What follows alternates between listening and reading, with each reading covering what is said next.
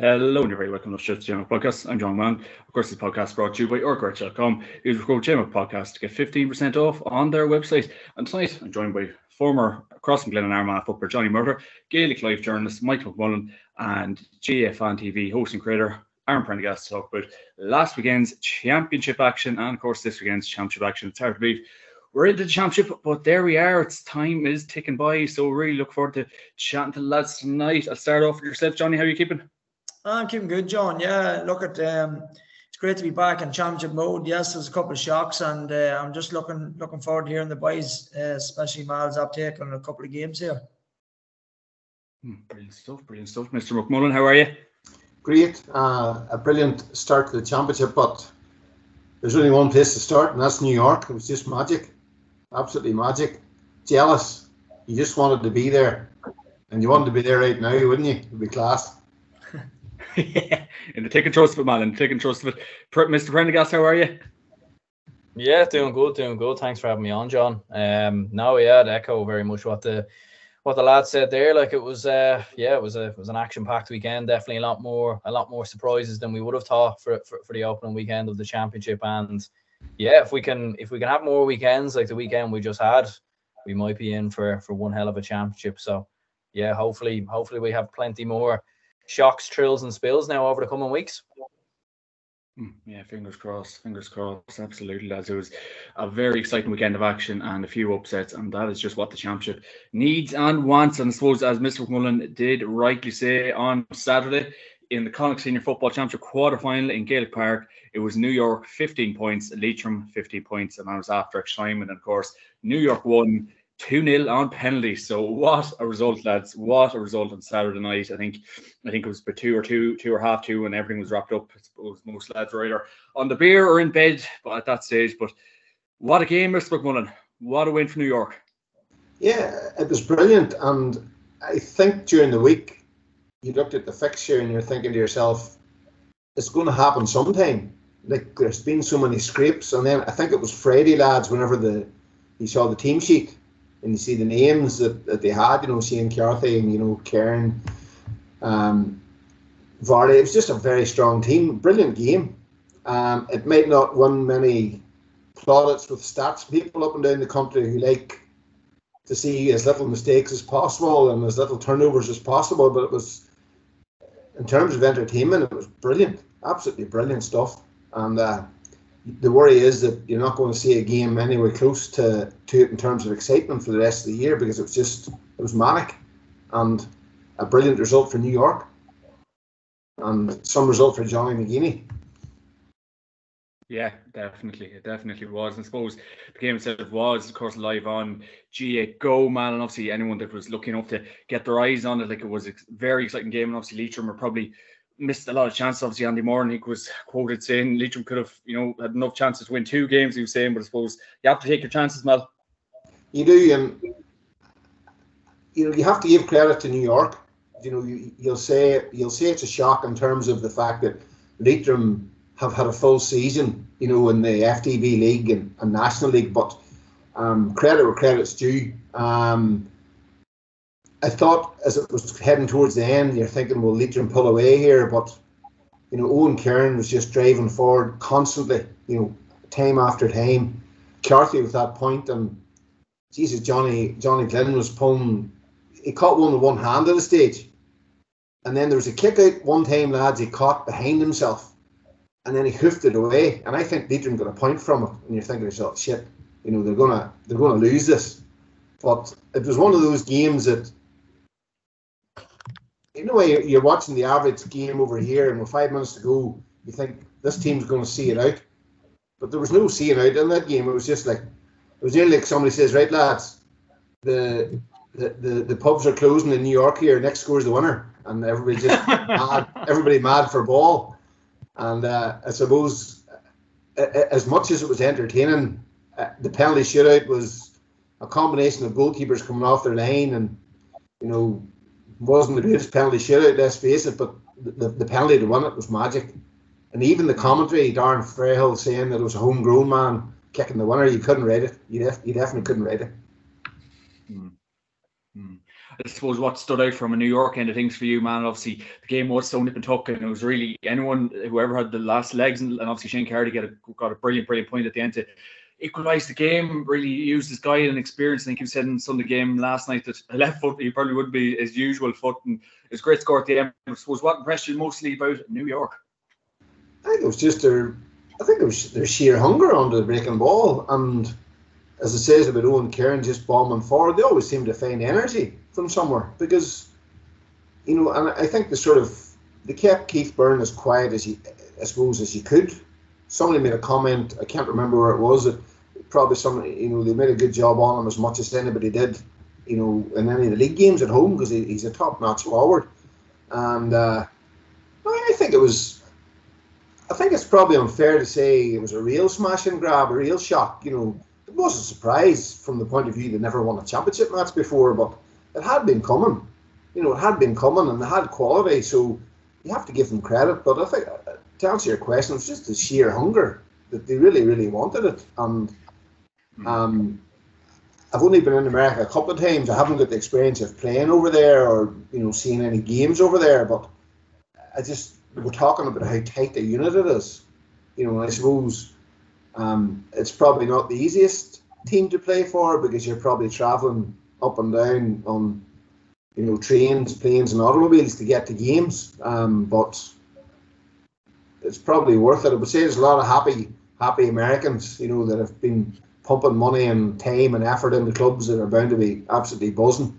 God knows what shape they'll be in when they're coming home to Sligo to play against Sligo, but they're not care at the minute. And I think it's refreshing to see Shane Carthy bouncing out of a pub to go and jump on the Sunday game and chat about it. And good, nice and natural, yeah. It is, and maybe more people will want to play football in New York. Somebody who didn't play this year thinking, here, I want a bit of this. And I don't know what your thoughts are. Maybe it's got to the stage where they're going to have to be in the National League, and it's going to be the 4 home games, 3 away, whatever way it works. But I don't know. There's a lot of money tied up in something that had to happen, but maybe that's something that'll happen. Who knows? Everyone would want to get relegated then, man. That'll be the only worry. Yeah, I know a few lads that were involved, and whenever they played New York with Derry Hurlers, and they were going over to play them, and they says it was just gas, but they were playing them in the summer whenever it was a dust bowl, Gaelic Park, whereas now it's 3G. But I remember being over on a holiday one time and walking up to see it, and walking in around it, and like seeing it all evening and absolutely packed. And I think it was the fact that the flashing police lights in the background, and you're thinking to yourself, what the hell's going on? Is somebody been arrested in behind there when this game's going on? You're just wondering. So it's a completely different environment. It's different from Clonus and Casement and Oma and all these places we're used to going to. Yeah, interesting stuff, Mal. Yourself, Johnny, what a win for New York on Saturday night. Yeah, look at his top stuff. I think Mal hit the nail on the head. I don't think, a lot of GA people would have been that surprised, to be honest. It's something that's been coming. It was only a matter of time of when. I actually played in it myself, funny enough, against Galway.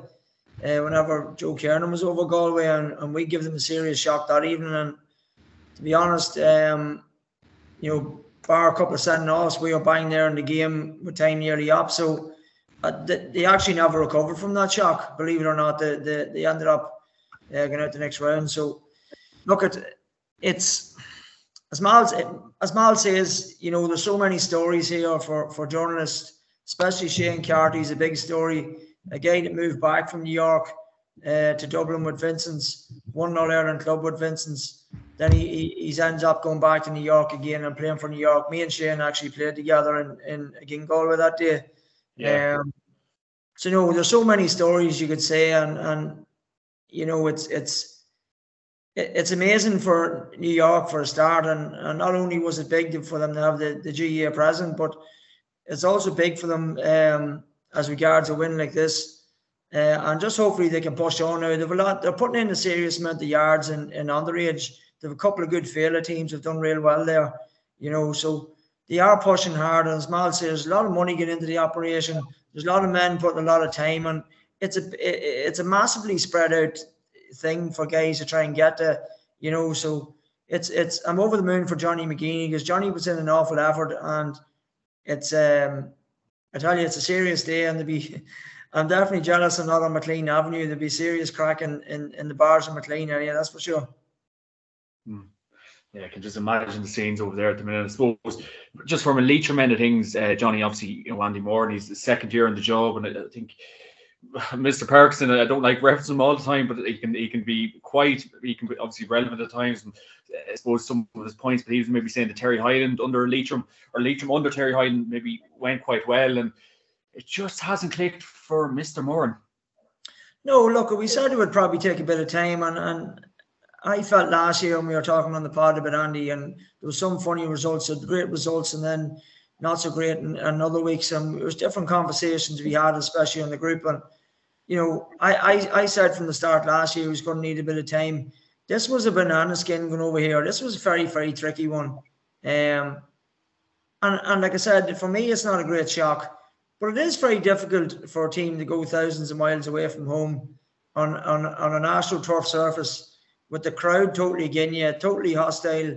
You know, the decisions that you might normally get in a game at home, like anybody tell you plays in New York, and goes, you know. So as Mal said about guys coming off the line and everyone else, they just play in the moment, and you know, it was a banana skin. So I would forgive Andy for what happened the weekend. I just think it's very harsh and a wee bit naive, and a wee bit disrespectful to New York, to be honest. At the end of the day, they're playing at home. They have everybody behind them. It's a long way from home. So I would give Andy a wee bit of slack, to be honest. I suppose, what does this do for New York GA now, Johnny? Obviously, it was a remarkable win, and obviously we've seen Shane Carty on the Sunday game last night, nice and natural. And obviously Sean Cavan was maybe making the point that what does it do for the betterment of New York football? So, you know, can we see New York maybe rubber stamp themselves in the GA now, and obviously, you know, maybe even get them involved in the league?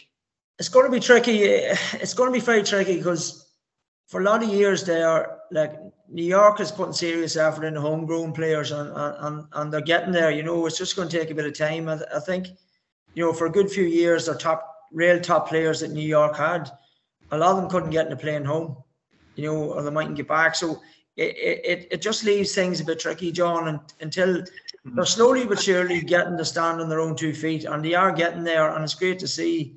You know, but I still think they have a wee bit to go. You know, it's okay getting yourself up for one game at home. It's very difficult to back that up and play a full seasons and different things like that. You know, like they probably played Boston, maybe a challenge game, like we did, played a couple of challenge games, played in-house. Maybe the odd team might come out around Christmas from home. You play them in a challenge game. We played down that time. They got the All-Ireland final. You know, so look at... I still think it's going to take a lot, John. Listen, a swallow doesn't make a summer either. Mr. Prendergast, your thoughts on New York's win on Saturday night?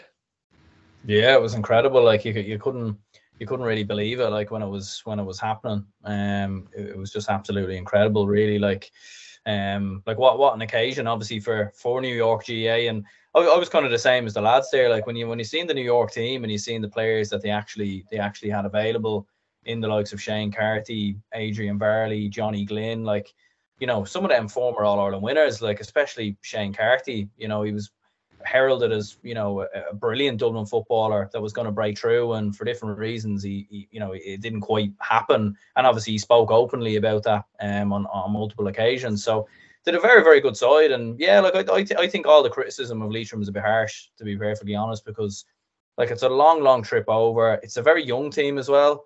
Like there's been a lot of players that have changed since Terry Hyland, and like if you remember Terry Hyland's last game for Leitrim, I think they were battered by about 25-30 points by Mayo, and I think half of that squad is gone. You know, like, so it's a completely new side. There's a lot of young players. It's a small pick as well. Like, are you telling me Mr. Parkinson was looking for likes and retweets? How dare you say that, Mr. Prendergast? Look, yeah, I don't know. Like, I think because I've seen on social media, like a lot of people were gunning for Andy Moore, and I think it's just because he's a former Mayo footballer. Do you know that way? Like, and obviously, the Rossies aren't too fond of him. I don't think the Dubs are too fond of him either, in fairness. So I think there was a lot of people probably gunning for him a little bit after that, and I think it was just a little bit harsh. Like, when you look at it, they lost on penalties last year against Sligo in the Tailteann Cup. They lost on penalties. And they were within a kick of a ball from being promoted this year as well. Like, so probably a little bit harsh, but like, you can't take anything away from New York. Like, it was an incredible win. And yeah, the full-time scenes were incredible. Like, seeing the fans run onto the pitch.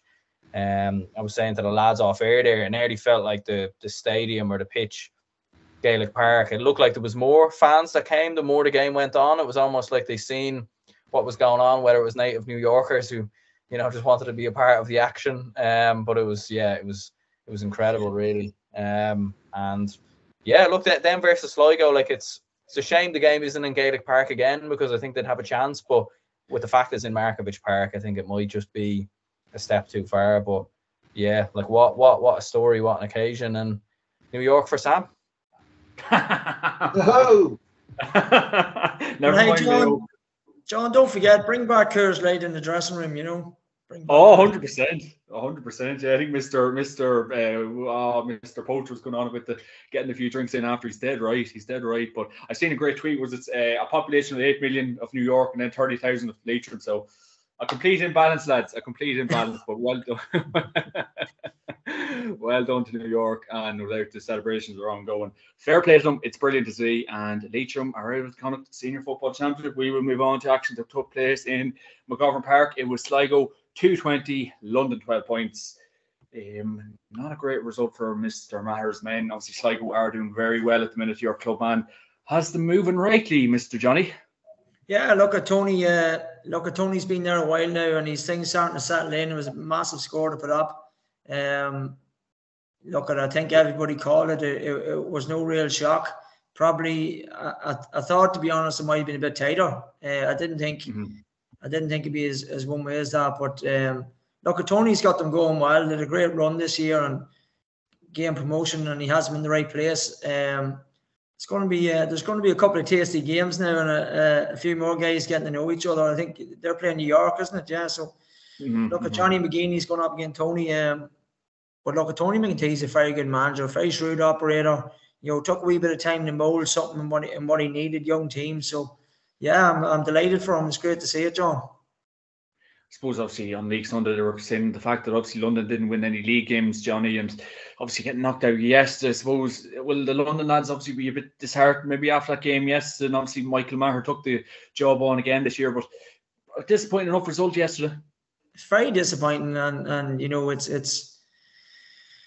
it's Jekyll and Hyde, isn't it? Like, London had some serious results last year, and then this year just hasn't went for them. So look, it's going to be tough. It was going to be a tough game for them anyway. I felt playing Sligo probably needed something a wee bit handier, but it just sort of tops off the season they're having, and there's no doubt about it. They're going to need to rebuild there for a while.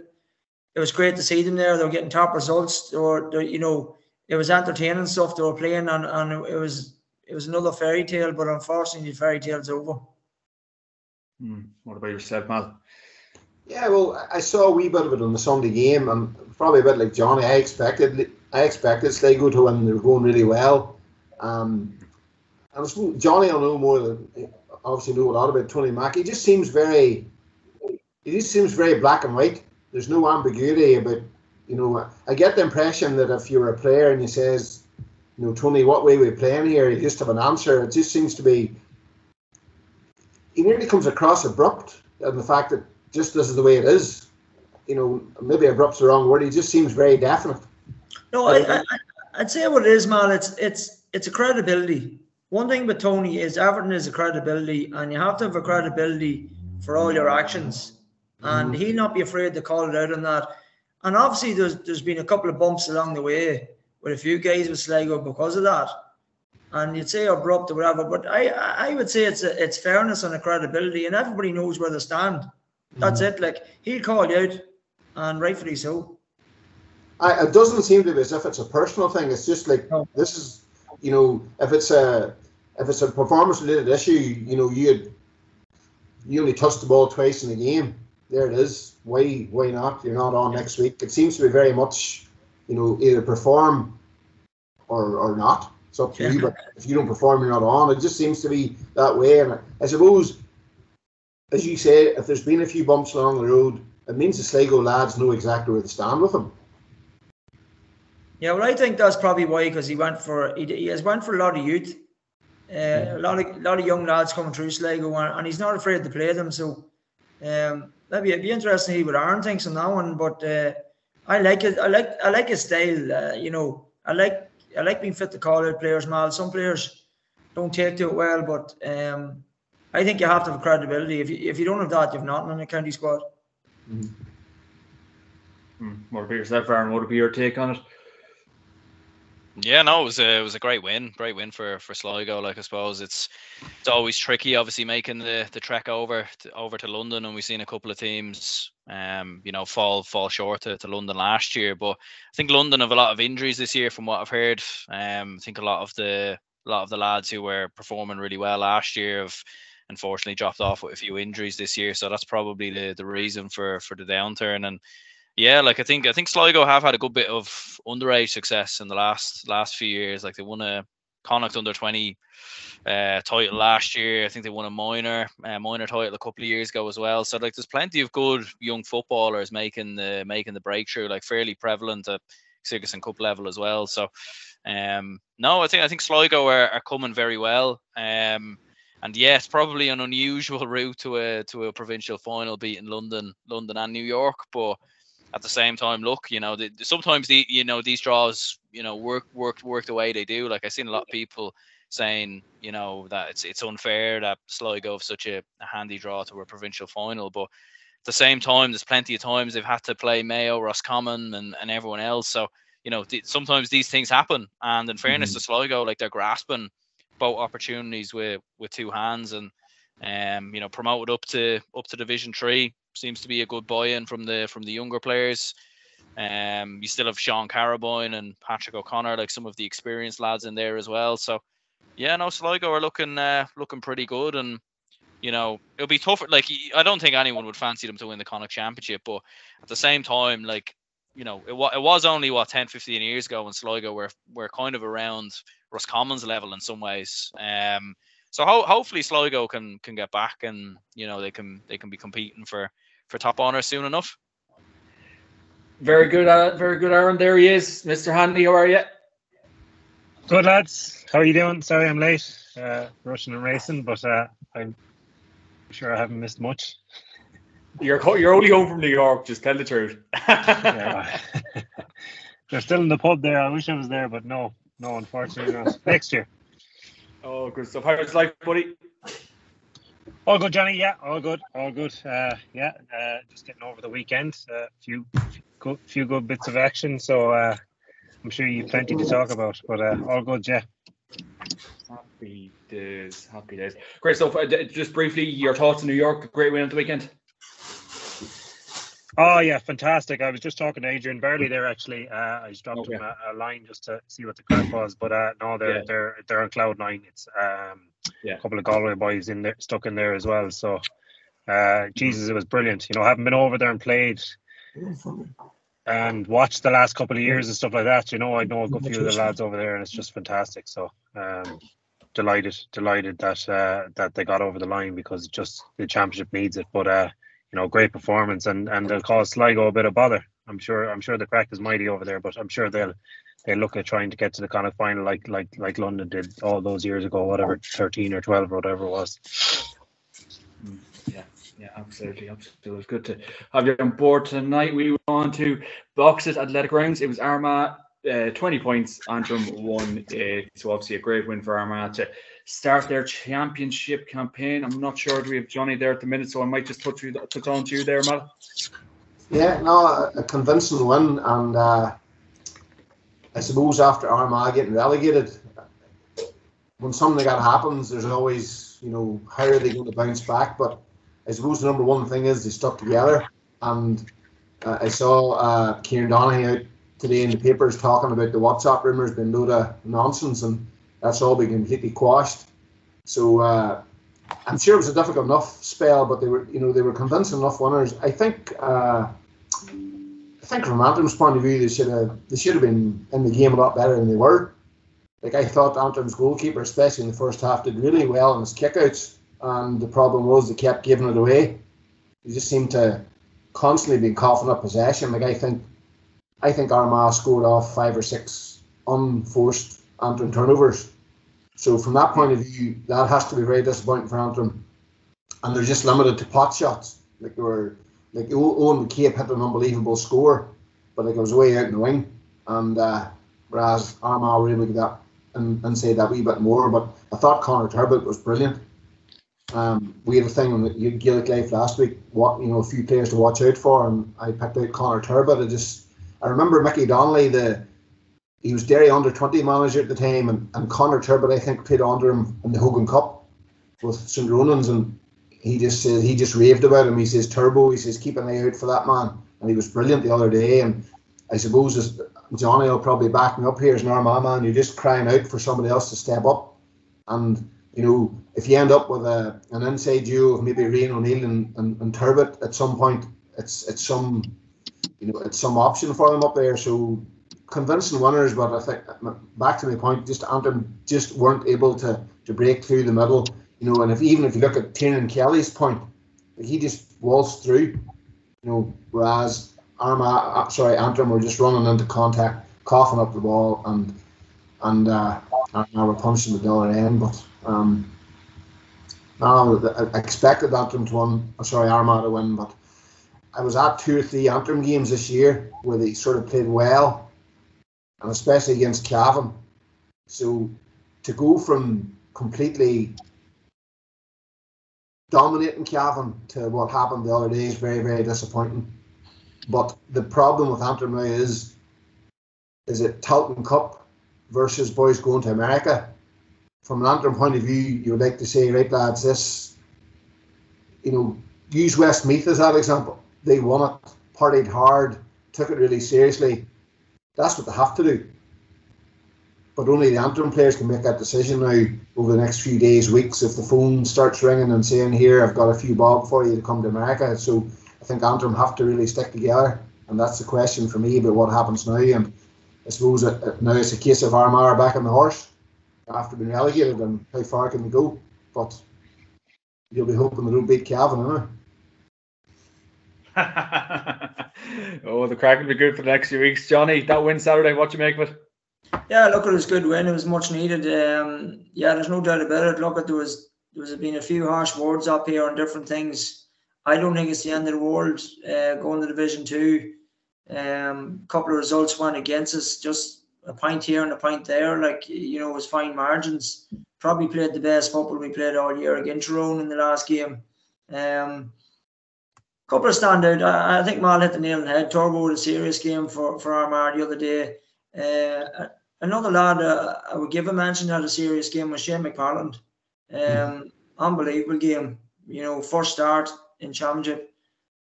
I think maybe 4 points he got. Covered every blade of grass on the pitch.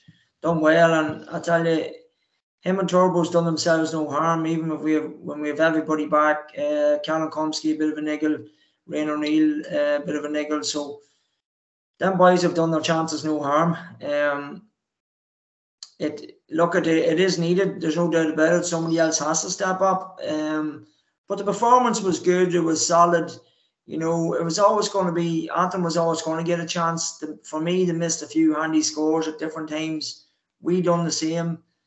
Would it be enough the next day against Cavan? Probably not. There's going to need to be improvement. I think the Armagh boys know that. I think what Aaron was saying there previous about Sligo's draw, to a final. I think Armagh has something similar. So, but no, look, they're going to have to back it up, and it's there's no doubt about it. Look at John. It's going to be a tight place to go over there and get a win. You are playing at home, so we're looking forward to it, but we're going to need to improve a wee bit, I think. Yeah, I suppose obviously probably not a whole pile of errands from the game against Antrim on Saturday, Johnny, but any, I suppose, takeaway Takeaways from it, from your end of things?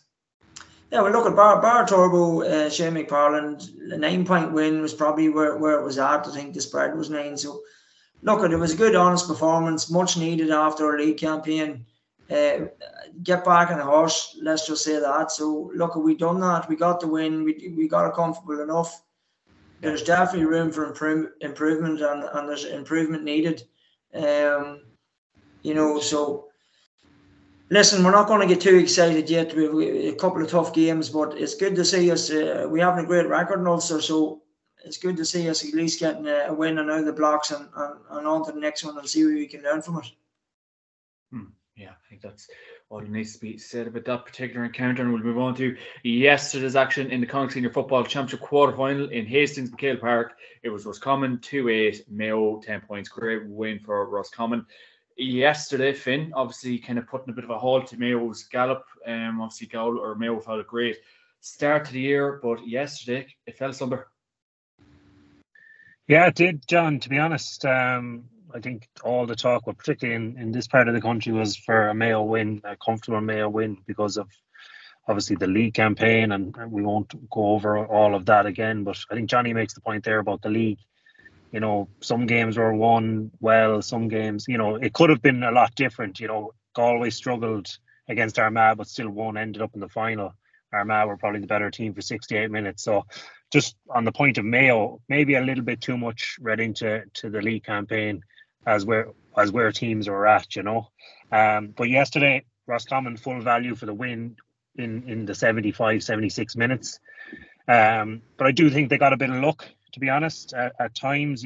If Stephen Cohn's shot goes in, that changes the impetus of the game. It changes the game and changes the way that Roscommon have to play then. So I think that miss, and then obviously Roscommon went down and got a goal, so they got the breaks at the right moment. But I think overall their aggression, intensity, they're setting up their defence really well. Obviously Mark McHugh is in there. He's got a Jim McGuinness kind of an eye over them, where they're breaking really, really quickly. They've got 2 or 3 good guys up front in Jeremy Murtha. Jeremy Murtha and Enda Smith are, 2 of the best footballers Roscommon have ever produced, to be fair, over the last number of years. I think we underestimate they've dragged Roscommon to Connacht final after Connacht final, 1-2. They were short in 15, but Roscommon aren't a bad team.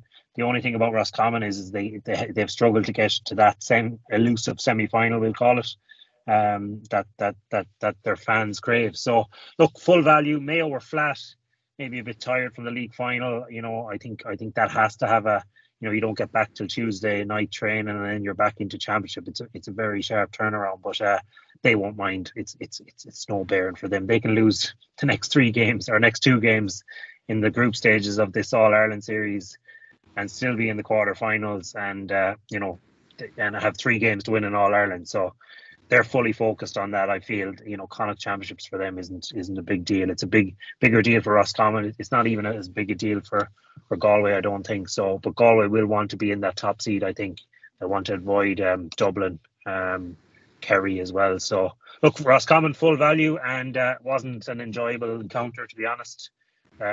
Very drawn start, but exciting finish. But we'll expect a lot of that coming down in the provincial championships over the next few days. Yeah, I think that's where we're at. And I suppose the Roscommon performance was very workmanlike. They stuck together and really, really went at Mayo and obviously utilised the forward power. So it does go to show when they've a bit of a plan going forward, Finn, it did really work well for them. Mayo, is it, John? Roscommon. Oh, Roscommon, yeah, absolutely. Look, they set out their stall. They're sucking teams into that D area. They're happy enough to give you possession around the halfway line and let you come in, and then they've got big strong guys there. The Dailies and Enda Smith around the middle. Like they have seasoned campaigners, David Murray. Like these guys are really, really experienced, and when you put them in a really, really good system, which the management seem to have done, then they're dangerous, because they're not, as people said this week, they're not the Roscommon, the soft touch that maybe they were known to have been. They're very difficult to play against, and when you throw in the 2 Murtas, Ben O'Carroll, who's a fantastic find, had a great game yesterday. Now they've got 2 or 3 guys up front that can really kill you on the scoreboard. So they'll be difficult to beat. They're going to be difficult to beat going forward. You know, no one will want to play them because you need a lot of patience. And I think the old Mayo problems of playing against that defensive structure, that really solid defensive structure, came back to haunt them again. They ran straight in, and been involved in Galway panels over the last number of years, particularly with Kevin. We knew where to put Mayo when we were coming up against them. We knew that they, you know, you bring them down into that, make them either shoot from far out. They don't have those shooters, or suck them into that D, and you can turn them over there and you can really hurt them. So that seemed to have been the issue yesterday, where they weren't getting the spaces they were getting in the league. So look, Roscommon, dangerous team, and in 2 weeks' time it's going to be an interesting one. High Park is not. It's not a nice place to go, and when you've got a team like Roscommon on the crest of a wave, it's even more challenging. So it's last thing on the that kind of slump in the league, you know, yesterday, like obviously the league performances, maybe 3 kind of losses and maybe a bit of a slump. Maybe was that explained yesterday? Maybe they took the foot off the pedal for the championship during the league. I don't think so. You hear a lot about this, John, over the last while about taking foot off the gas, and Jesus, if you take your foot off the gas too much, you end up in the Tailteann Cup. Like, you know, you don't have too many chances. You can't pick and choose who you want to win or what games you want to win, and particularly players that are going out on any league game. And the lads who played, you know, they'll tell you this: you know, if you play shite in a game, you're going to be dropped. So I don't think anyone has taken their foot off the gas in the league. I think everyone went balls out of the league. But I think Roscommon did as well. Just Roscommon's level. You know, they met teams that needed wins at a time, you know, and particularly when you have 3 wins, you get caught and you meet backlashes in the league. So just say Armagh, who had maybe 2 losses in a row, they're not going to lose the third time because they're going to be treating that third game like a championship match. And then Roscommon, who have 3 wins, might come up against Armagh, or I know they bet Armagh, or I think they did. And then it just ebbs and flows. So look, I wouldn't even read a whole pile into that. Roscommon are a right good team at the minute, and they seem to, you know, the likes of Mark McHugh seems to be making a huge difference. So they're going for the Connacht Championship big time, and rightly so. So we have our eyes wide open heading down there. Well, I hope we do. Well, we've said, Mal, thoughts on yesterday's action in Hastings, McKay Park? Yeah, well, I think Mayo have only got eyes for one thing, and that's Sam. They obviously need it. It's as simple as that. I was at the league final. The Colin Reap was man of the match, and they scored very little from play. And they scored very little from play yesterday as well. I was looking through their squad and talking about how much depth they had. I tweeted a few, you know, they had 5 or 6 people that didn't make their 26 for the final of the league. But I was shocked that Tommy Conroy started. I thought that was a worrying sign for Mayo, because I thought Tommy Conroy was going to be the runner that would scare the shit out of teams in the last 20 minutes. And I thought to myself, he's starting tomorrow. That's them on the back foot already, I thought. And then, you know, as you were saying, they did need a wee bit of luck, you know, let's face it. But from Derry playing Roscommon last year, like their fans are absolutely fanatical. Like it was like going to Galatasaray away. That's what it felt like. And they played like that. And they played like that yesterday. And you heard the interviews. Easter Sunday. They were up for it. So from a Mayo point of view, they probably were a sitting duck as such. And they'll only be interested in one thing, and that's Sam. But as you said, Finney, and I was interested to hear you talking about the way Galway approached them. We were sitting watching it in the living room yesterday, and with about 10 minutes to go, there's 4 points in it. I says to my dad, this is some test for Mayo now. What can they do when they're 4 points down and they're struggling on a wet day? You need character to come out of that. And they couldn't break through. And the guy was saying, why are you not kicking it in? And I said, but there's loads of yellow jerseys in there. And their defending was brilliant. And then there was that 66th minute point from Dermot Murtagh, just with ease. And I thought to myself, you know, that's the test that Mayo need to get. They weren't able to win that. They weren't able to turn that over. Maybe they weren't overly interested enough to do it. I don't know, but that would be a concern. So, you know, is their squad really as strong as maybe we thought it was during the league. I don't know. Yesterday would be a worry, but a wee bit of chat in the build up to the game would be that if Roscommon did turn them over and Mayo had 5 or 6 weeks to properly prepare for the championship, they might not be too bothered. But in those 5 or 6 weeks, when are they going to have that environment where they're in a dogfight with 5 minutes to go and they're 4 points down, where they have to find a way? So that in that spell of preparing for trying to win Sam, they're going to have to try and find a way of digging themselves out of the gutter, because when it's helter skelter, there's no better team. You absolutely love watching them tearing into teams, but they weren't able to break down that yellow wall, and as Finian said, that's what you did to prevent them. So that's their concern, and I suppose that's what they're going to have to spend 6-7 weeks trying to find out before they get to Croke Park. Was obviously Johnny Davy Burke after the game was very, I suppose, serious. He knows there's loads of steps now to go and win the Connacht final, and obviously he's doing good work with that Roscommon team. He's getting a serious bounce. Obviously Finian was saying about Mark McHugh as well, but good management team. But Burke was delighted. In fairness, we have to give him a good bit of praise for the result yesterday. Oh, listen, Burke lives for this stuff. This is what it's all about. Fist pump, everything else. As Mal said, Easter Sunday. They were ready for it. They were sitting ducks, and there was no doubt about it. They had plenty of time to prepare. The big thing for Roscommon was just staying in Division 1. They sorted that out very quick, and then they had time to really, really concentrate on Mayo in that game.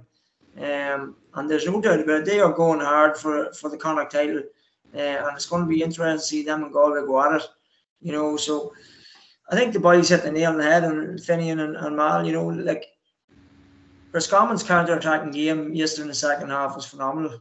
They just sucked them into that big ball, like Finian says, bang, wrapped them all up, and I was very impressed with the referee.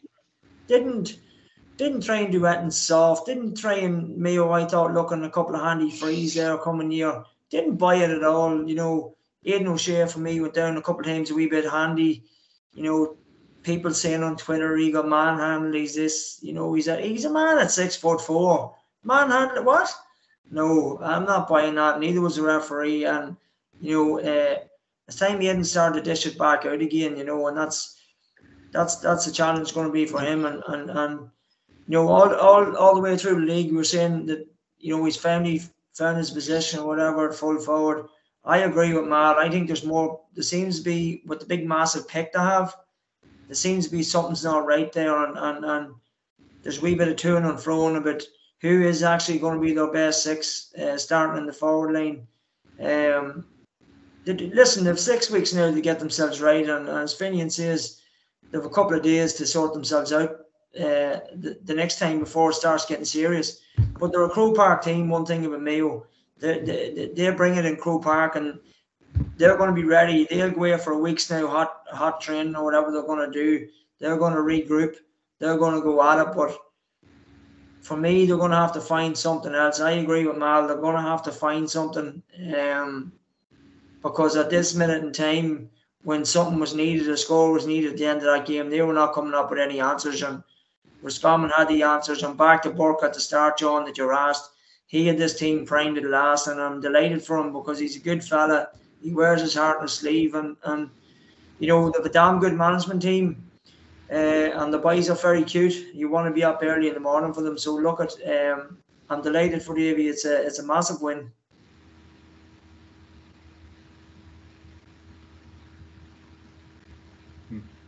Yeah, absolutely massive. And on Roscommon go to play Galway in the next round, and we will move on to briefly. Obviously, we didn't get probably much highlights of these games. I think obviously Sunday game kind of slipped through them, but we'll touch briefly on Leinster Senior Football Championship preliminary round action in Laois, Higher O'Moore Park. It was Laois 2-17, Wexford 2-13. Very, very tight game, Mr. Prendergast. Laois will go home happy, and did go home happy. That was the result. Yeah, no, big result for Laois, and I suppose it's two sides that we're probably going into the game probably at an even spectrum. Like when you look at where both sides finished in Division 4, I suppose it's a strange one, this, and I'd be curious to know the lads' opinions on this, but it was probably a bit like the Tipperary Waterford game, where obviously the winner of this game is playing Dublin. So, you know, both of these two sides, like Laois and Wexford, they're going to end up in the Tailteann Cup anyways. It was you nearly think, was it actually better actually losing this game, because you're going to probably get hiding off the Dubs, and that's going to probably, you know, ruin confidence then going into the Tailteann Cup. But yeah, no, like it was a fairly even game. Like it probably could have went anyway. Going down the home stretch, like I heard Paul Kingston had a good game. From what I heard as well, like he's been a great addition back into the Laois side. Seen Ben Brosnan, I think, kicked 1-8, I think, for Wexford. So, no, it was a great performance by Laois. Game that could have went either way, and yeah, I suppose to bring on the Dubs next in Port Ooh. Sounds juicy, my man. Sounds juicy. Good to get you out of Croker. And we will move on to Glenn and Brothers Pearse Park. It was Offaly 112, Longford 111. Very, very tight. Obviously, Anthony Sullivan, some of the boys looked absolutely thrilled after that win. Mickey Quinn looked fairly gutted. Could be close time to do for Mickey Quinn with the Longford end of things soon enough, I'd imagine. But Offaly got the win. 1 point. They'll be happy with that one, Mr. McMullen. Yeah, they will surely. Like, they had a decent league campaign, you know, Offaly, and you know, they were in the mix with the score difference, you know, towards the end.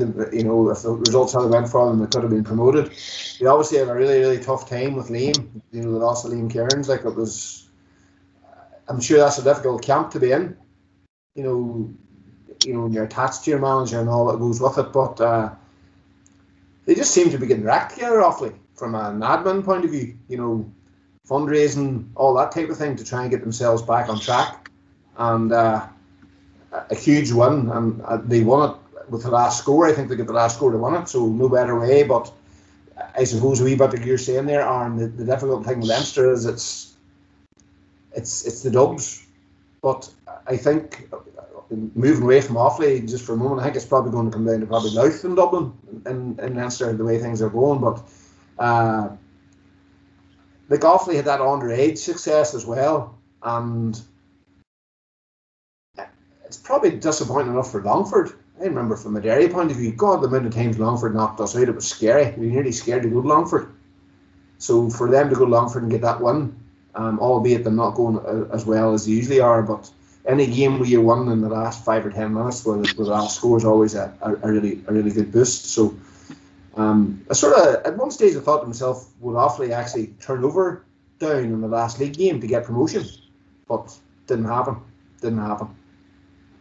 No, it certainly did not. And Down got a very comfortable victory that day. And we'll move on to action took place in Aughrim. It was Wicklow 2-12, Carlow 10 points. Mr. Murda, Mr. McConville is getting a serious kick out of them, lads. Yeah, look, at Oisín's getting a good bounce. Listen, they're putting a lot of effort in there. They're putting a lot of finances into it. They're putting a lot of different things in. You know, really good coaching going on there, John. An 8-point win any day of the week, Oisín would be absolutely delighted. And to take it and move on, you know, it's a very comprehensive win. Stone got a goal, and I think they got two goals. Yeah. You know, so listen, that's what Oisín's all about. Oisín's all about creating goal chances at the right time.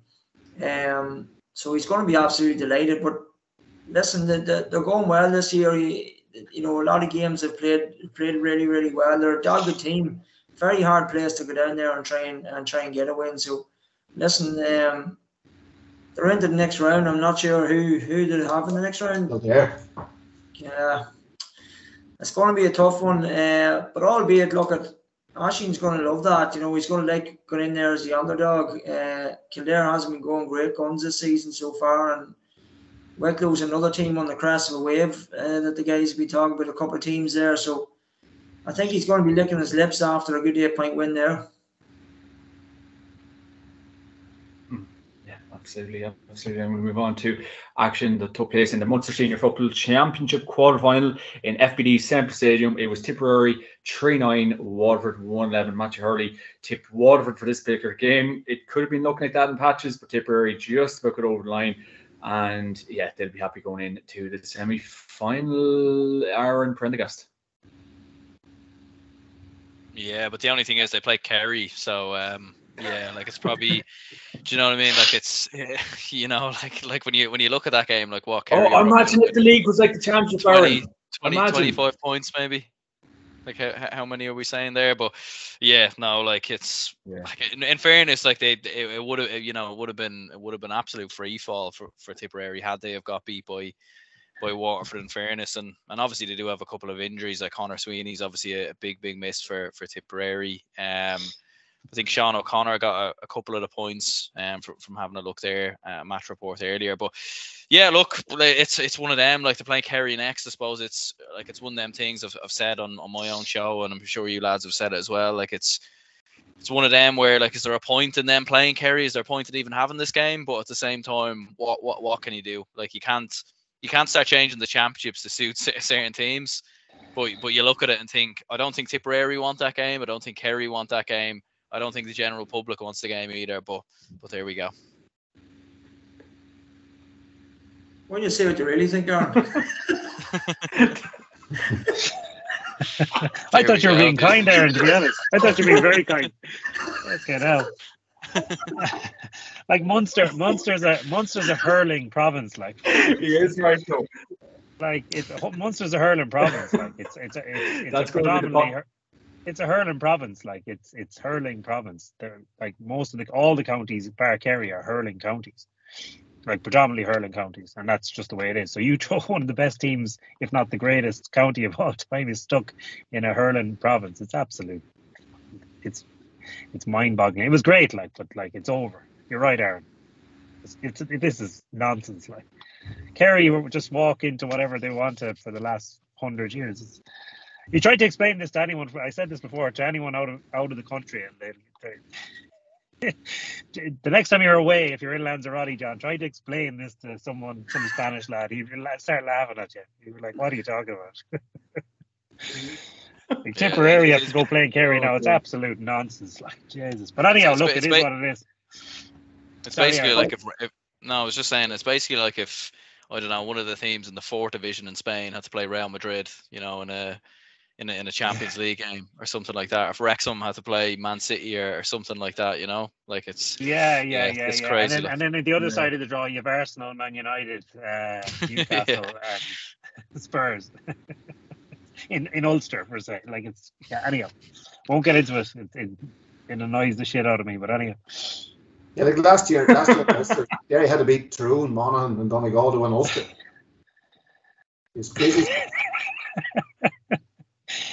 It's actually a laugh, really, when you think about it. But anyhow, sure, like those lads would be absolutely injuries and everything. You know, it's mental by the time they get to the quarterfinal. We're saying this for years. I know, Johnny, you mentioned it before, but like by the time they get to the quarterfinal, like the Ulster teams are battered, absolutely battered, and then Kerry are only taking themselves out of the wrapper at that stage. It's mad.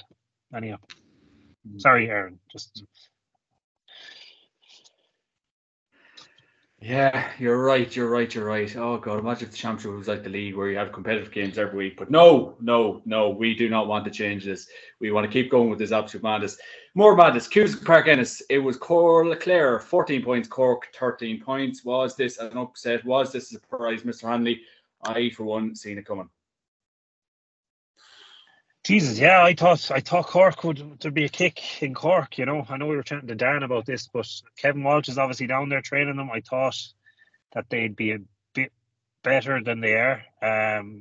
Now, I suppose in defence of them, what the likes of, we said this early on in the year, what the likes of Kevin, you know, he's very meticulous on his coaching. He will need bedding in time to really change the Cork way.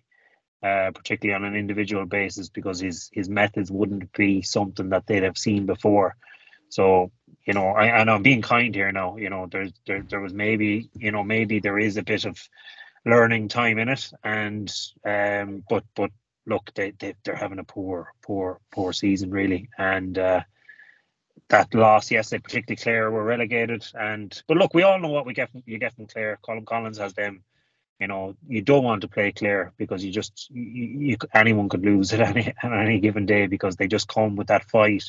They're super organised, and over the last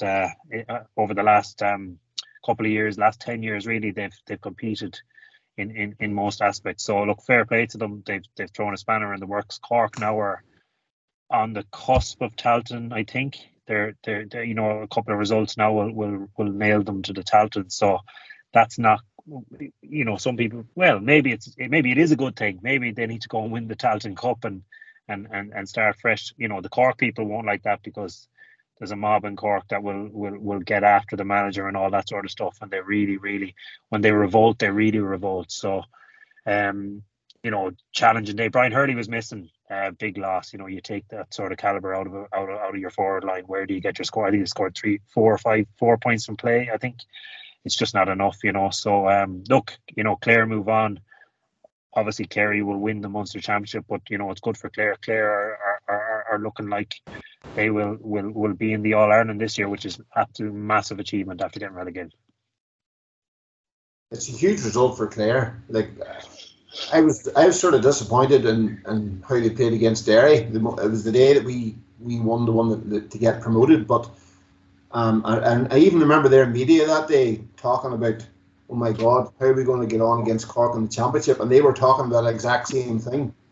We're going to have to beat Cork to get into the Sam Maguire. That's all they talked about that day. And like, Sherlock scored 10 points out of 13 yesterday. And you say like Brian Hurley wasn't on, like that's a real, like a county the size of Cork. I know as you're talking about hurling's the number one sport and all the rest, but like county the size of Cork, you know, that should be performing a lot better, you would think, than they are. But you have to give credit, unbelievable credit to Clare. Like Colin Collins was trying to keep them in Division 2, I think, for the 8th season in a row. You know, and they don't have a big pick.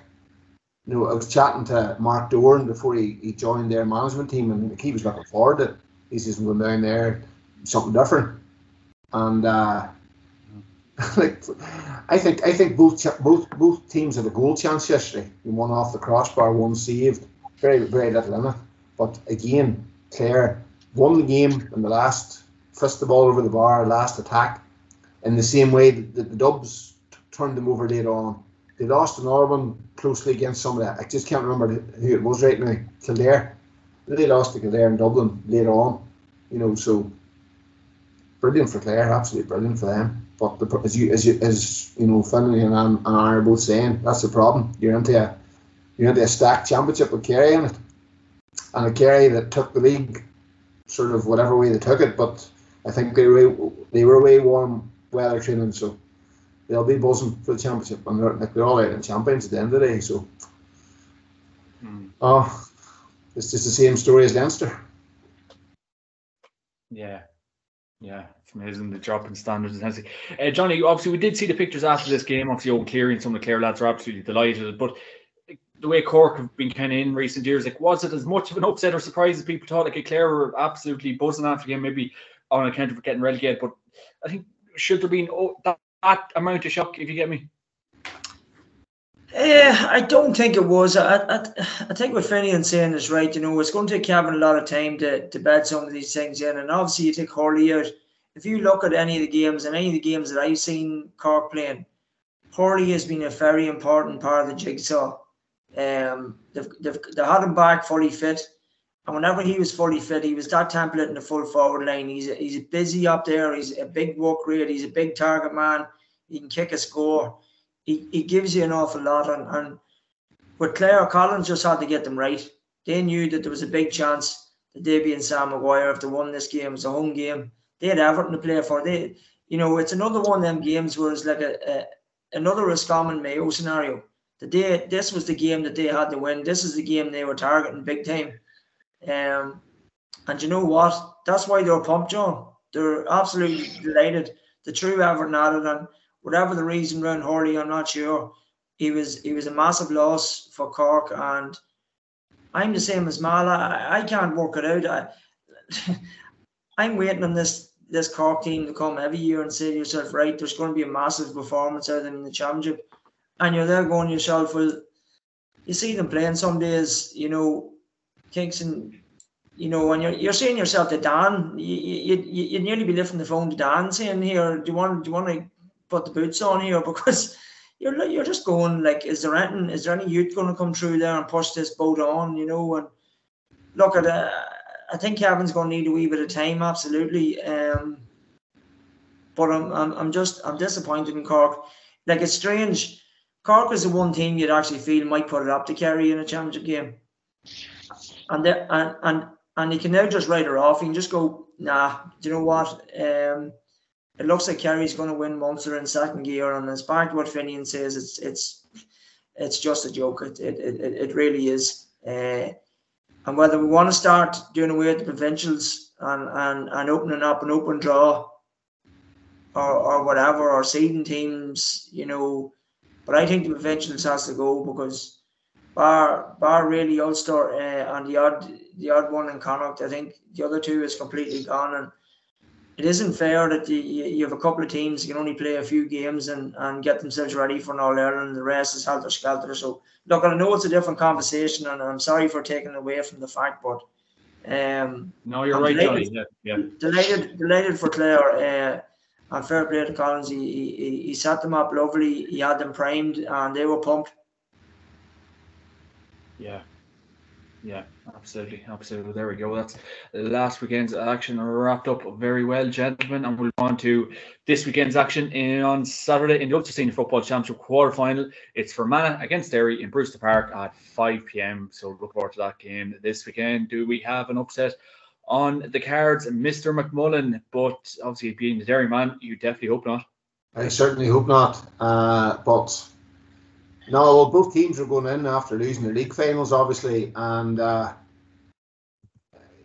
Derry beat Fermanagh earlier on in the McKenna Cup, which will have zero relevance. But no, I fancy Derry to come back and get over the line. But I was chatting to Rory last Friday, actually, and I think there's only two players he didn't coach in his days with Fermanagh, and then he was down coaching Enniskillen and Gales a wee bit, where he's living in Enniskillen now. Brandon Horan played with them, so he knows them inside out. So there's a huge advantage there. Fermanagh going really well, bar Offaly turning them over in the league stages, and great season. They had a brilliant game of Down, actually. I was watching it on holidays, a real ding duster. Sean Quigley winning it with the last minute goal. Them and Derry very much the same in terms of small squad. Like, I think Derry have 17 players that played in at least 3 league games. It's just very small squad. Started, 17 players starting, that have started at least 3 league games. Fermanagh much the same. Very, very settled team. There'll be very few surprises. Derry's biggest concern coming out of the league finals, injuries. I know, going by Rory last Friday, the only player that's unavailable for selection is probably going to be Oisin McWilliams with a fracture. He fractured a bone in his shin that he didn't actually know about. He was playing through the pain barrier, so he said Conor Glass had got a scan on his hamstring and it was clear. And Paddy McGrugan, who's one of his ever-present players, he trained after being taken off. He trained the very next night, and looks like they're going to be ever-present. And obviously they've got Kieran McFall back on the panel, which is a huge boost. And I suppose a huge boost to him personally. Just on McFall, Michael, you're delighted to see him back? Definitely. I think on a personal level, I'm just glad to see him back home, because I'm not going to go into what's happened, but in a tough situation. It's good for his family to see him back home. And I always said that football would take care of itself when he came back. So a huge boost probably for now, and obviously for next season. And Rory did make a comment that he trained as if he had never been away. And he was following Derry's strength and conditioning program when he was out there, and actually training with Shane Carthy, in Boston, off and on. They were having kick-arounds, whatever, whenever they were obviously out there. And I says, were you concerned about his lack of match practice? And he wasn't concerned at all. Like, he hasn't played football since Meath last year. Like, 12 months he hasn't played a game, bar a couple of games for Donegal, Boston. I'm not sure how many he played, to be totally honest, but a huge boost probably to the squad. And I see Derry coming through here now. It will be a tough game. There's no doubt about that. But I just fancy Derry to come through. I hope I'm right. Nice one to look forward to on Saturday, Johnny, but could be fairly defensive. Listen, there's no doubt about it's going to be defensive, but I'd be with Mal here. I think, Kieran Donnelly's done a great job with Fermanagh this year. He's done very well, and there was some great results, but I think they're just meeting a different animal here. It's going to be defensive. It's going to get a lot of men back. But the big thing for me is that the way Derry can stretch a team, they can go wide and deep along the sideline to the end line. They'll be looking for them one-on-ones. They've too much firepower in defence. They've too many line breakers coming from defence, and as you can see with their defence, they can just take scores at will. And that's the big thing that I'm going to find here with Derry, is that when they do get into them one-on-one scenarios or maybe an overload on one side, they're just going to run it in. Them boys are going to be coming through hard, and they're going to slot the ball over the bar. Fermanagh is going to have to try and come out to deal with it to stop that, and then they'll pick you off from the other end. So it's damned if you do and damned if you don't. Rory will know these guys inside out, as Mal said, and he's just going to be too streetwise. If you see some of the stuff there from online, some of the tactical play, the way they can make space for each other, the way they can have that decoy run and the secondary runner then will get in behind for a score. They're very well drilled, very well set up, and I'd be with Mal here. I would be beyond shocked if Derry gets turned over here, John. Yeah. Mr. Hanley's going to be tuning into this particular game. Is he there? I am. Yeah, look, it's no, Derry for me all day long. Derry will win, and they will win comfortably, I think. They're going to be up for this. A team like Derry, who are high energy, and they're obviously pissed off. I'd say they're pissed off after the league final, particularly with the goals that they conceded. I think they'll win and win well. The only caveat here is that this time of year, the weather, we saw yesterday, the weather in Castlebar did have a factor. I think there was a kick back the way that ended up back further back with the wind and all that sort of stuff, and then obviously the wet ground. So this time of year will be funny. Some games will be funny because if you do get bad conditions, it can be a bit of a leveler. But I think even if that is the case, I still think Derry will well cover any spread this weekend. They'll just run harder, faster. They're more drilled in their system, and they have better players as well. And like Fermanagh have had a great season so far. They're really they're getting everything out of that team, in fairness to them. But I still think Derry are contenders of sort this year, given they're the like Galway, they're kind of similar. They play similar kind of styles, but Derry are very, very good at this system. Very, very good. There's no one really like them, and when they're on, which I think they will be on the weekend, then it's curtains, So I think Derry will win, and if it's not a gale force wind or a hurricane or snow like is promised tomorrow night, I think they'll win and they'll cover any spread. For the betting, Mr. McMullen, have we made you happy? All right with that? I'd only be happy if we won.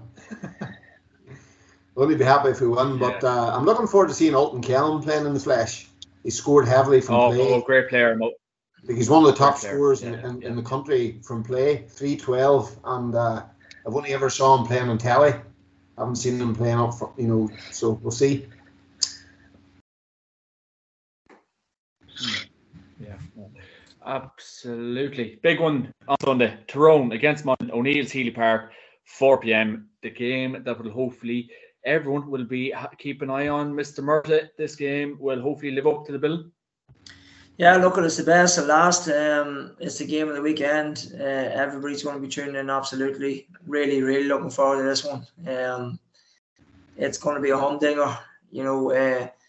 Monaghan has sorted themselves out, and as we've seen there, they got themselves to stay up in Division 1. They dug deep. A couple of key players back. McManus is back. He's back scoring for fun as well, as if he never left the stage. So look at, but it's a different animal, John. It's like I said, I probably felt that Armagh played the best game they did play was with them and Tyrone in the last game of the league down in Healy Park. It was a great game. Both teams went at it. Tyrone looked a wee bit back to themselves as well. This is going to be a tight game. this is going to be hard to call. I've thought about this actually all day. My heart would say Monaghan and my head would say Tyrone, and that's sort of where it's at. I probably slightly tip my hat maybe to Tyrone because they're playing at home.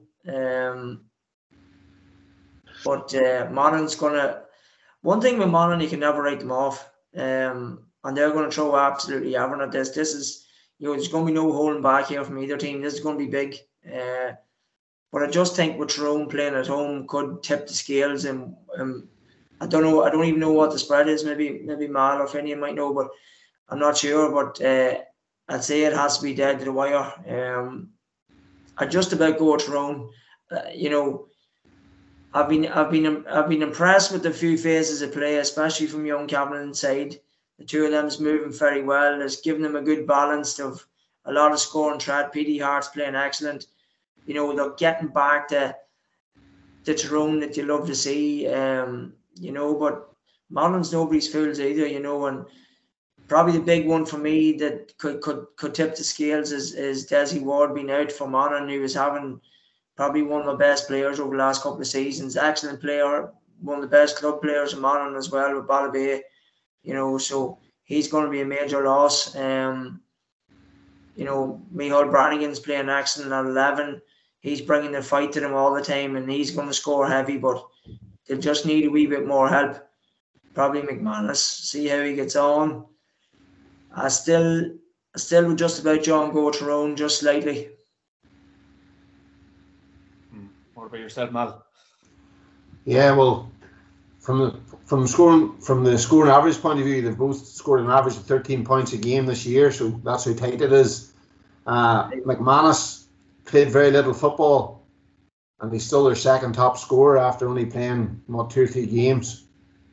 Would be a concern for Monaghan. But as you say, Johnny, both teams have came very, very well.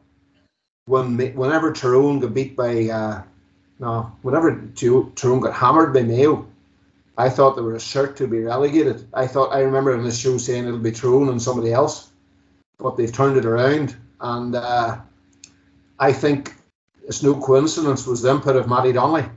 Even probably Darren Hughes with Monaghan, probably the same story. You don't get them boys in a lucky bag. Them boys are tried and tested.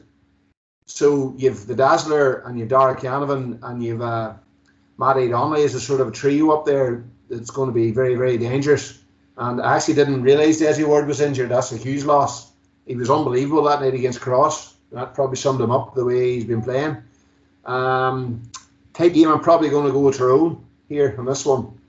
I suppose that's me eating a bit of humble pie because they're neighbours here and I predict them to be relegated. But it shows you the way the leagues are. But no, I'll probably go with Tyrone to edge this one, I would think. Mr. Hanley. Yeah, no, I'm with the boys. It's going to be it'll be an interesting game. Again, it'll be probably tight first half, but you would hope there's enough flair on show with the Canavans, Darren McCurry, these guys, Bannigan, obviously Connor is still there. He can really light up Ulster Championships, and he has done before just with one kick. Have you ever marked Connor? I have. Yeah, I did. Yeah. Early doors when he was actually not seen as the player that he obviously turned out to be, but no, look, he was light and very elusive, but an absolutely unbelievable footballer. Like the discipline he has, and just the vision, and the scores he scored over the year. I was listening to something today. I think like Conor McManus's kick scores against the most ultra defensive teams with 3 lads. I remember being in Croke Park one day watching him, and I think it was against Tyrone. Was it the day? Did they play Tyrone the day your man's hair got ruffled? Was that Hughesy, Darren Hughes? Yeah. What was your book's name? The wingback. Tiernan. Yeah. That day, like McManus kicked 3 or 4 points that day. I swear to God, there was 4 lads running after him at one stage, and he was out on the sideline, like unheard of stuff. So if he has the bit between his teeth, and I know him quite well. I've had a few good nights out with him as well, and he's that type of. He's so calm and he's so confident in his ability that. You know, he had a broken hand, was it last year? He was wondering, was he going to go back, if he wasn't going to go back or whatever it is. But he's Monaghan through and through, and he could be the difference on Sunday. I watched Monaghan against Galway in the league, and in the first half they impressed me. I think they were very, very, you know, disciplined. You know, they're set up well, and they do have runners. And I always know, I noticed about Monaghan over the last 10 years, when they transition into attack, they set up really well. They set up with 2 right on the sidelines on the 45 and 2 right in the corner, and they spread you as much as they can. And those 4 players really kind of wait to the last second to move. So they leave the gaps for the Darren Hugheses and these guys coming through the middle. So they're quite clever in their attacking play, and I saw that again against Galway, particularly in the first half. I know we pulled away, but I think Monaghan, you know, they have a right chance. I do think, if I was a betting man, I'd go with Tyrone. I think Tyrone are coming good, and we know, look, they've won the All-Ireland, so deep down in the gut they have that winning mentality. Whether people say it was a fluke or it was a one-off, look, when you win, it's there, and they know how to do it. So I still think Tyrone will have a say in the championship this year, and I think they'll get it started on Sunday. But I don't see much in this. I think it's going to be a 2-point, 3-point max. Yeah. Any more thoughts, lads? Are we happy enough? No, I think it'll be tight. You'd love to see an hour penalty shootout, would we?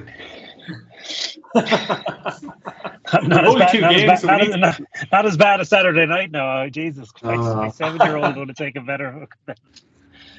And I was just in from the pub as well, so which made it worse, because I was going, Jesus, this is poor late night entertainment. But penalty shootout's a bit of crack, so it would be nice.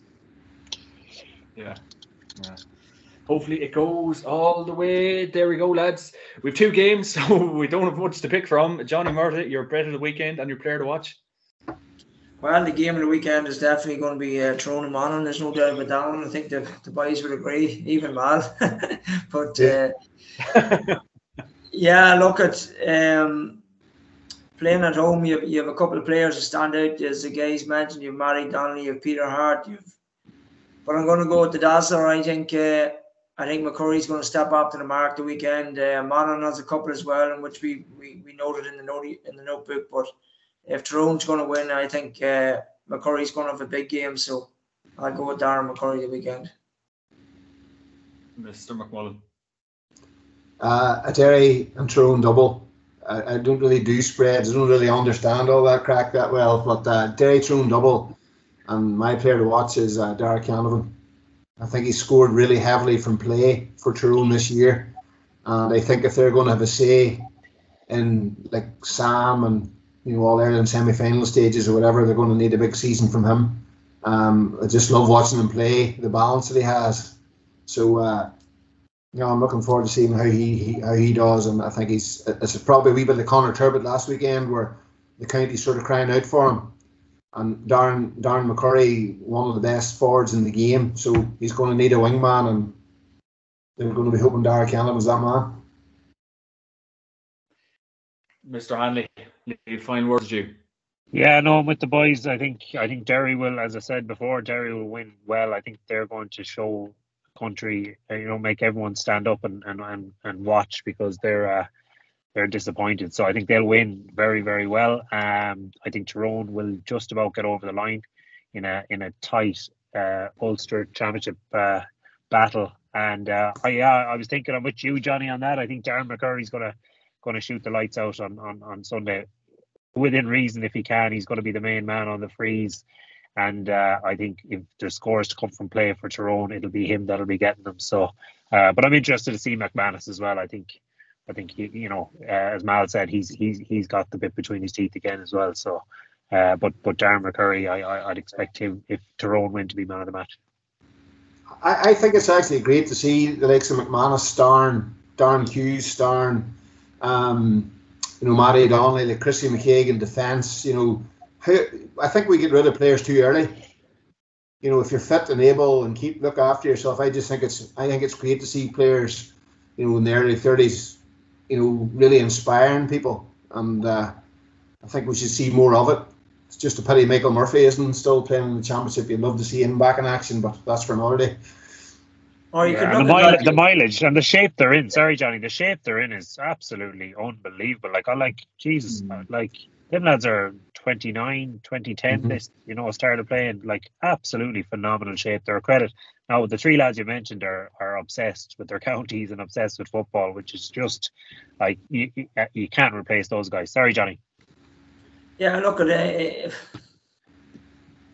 You're right and you're not, Mal. I think at a certain level, it seems to be that the bigger counties, or tend to move them on the Kerrys and these, but you could say that, and then I suppose you go back to myself and you look at James McCarthy. Probably without James, Dublin are only a shadow himself. So there's pros and cons to it. We might even see Stephen Cluxton wheeled out again. So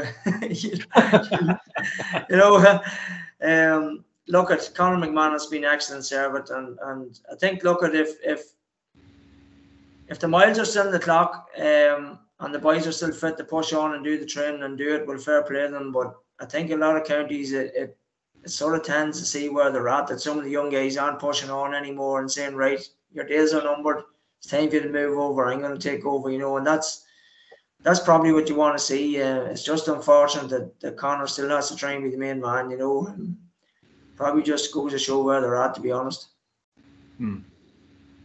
Obviously, so John, you've been involved with Monaghan kind of club football in the last couple of years. Is it concerning? Are you hearing much on the ground and that end of things? Oh, no, I wouldn't. Look, there's big work. Dermot Malone is getting a good run there with the minors. There's a couple of big results.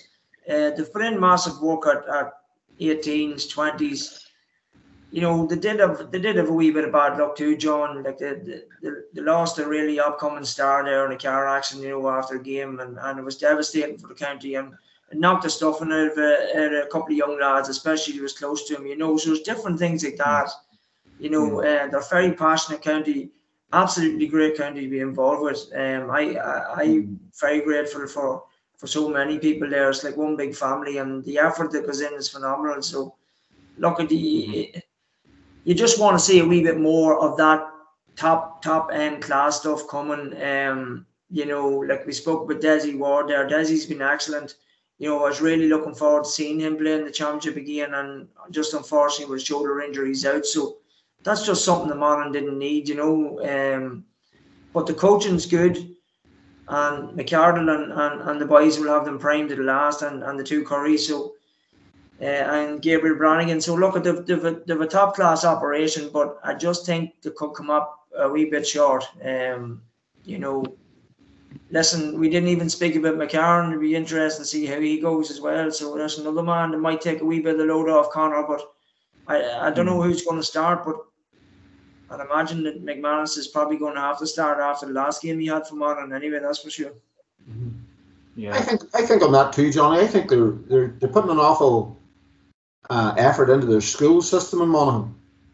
It doesn't. It used to always be McCartan's. I think even the smaller schools are putting people from the county board into coaching different things. You maybe know about that, but they seem to have a more competitive scene there, which has to help them.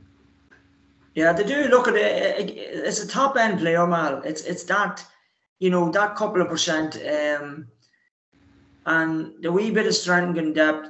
I would be a wee bit concerned about Monaghan when you go beyond maybe the 20.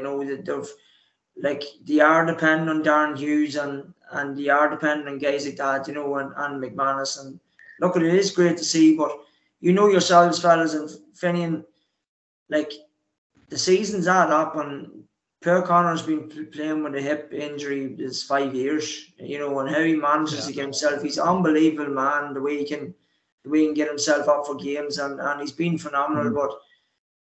But this is a cram season, lads. We have a lot of games coming thick and fast, and I just think the longevity is the thing that Mala, you need to have a big panel base, and I just think that it's different if you're playing in some of them other counties like Finney and chatted about earlier, but you're playing in Ulster, it's helter skelter, and you're going to need to have a big panel there because the injuries start mounting up. The recovery time, you just don't have it, and the older you get, the more recovery you need, and that just comes with it, Yeah.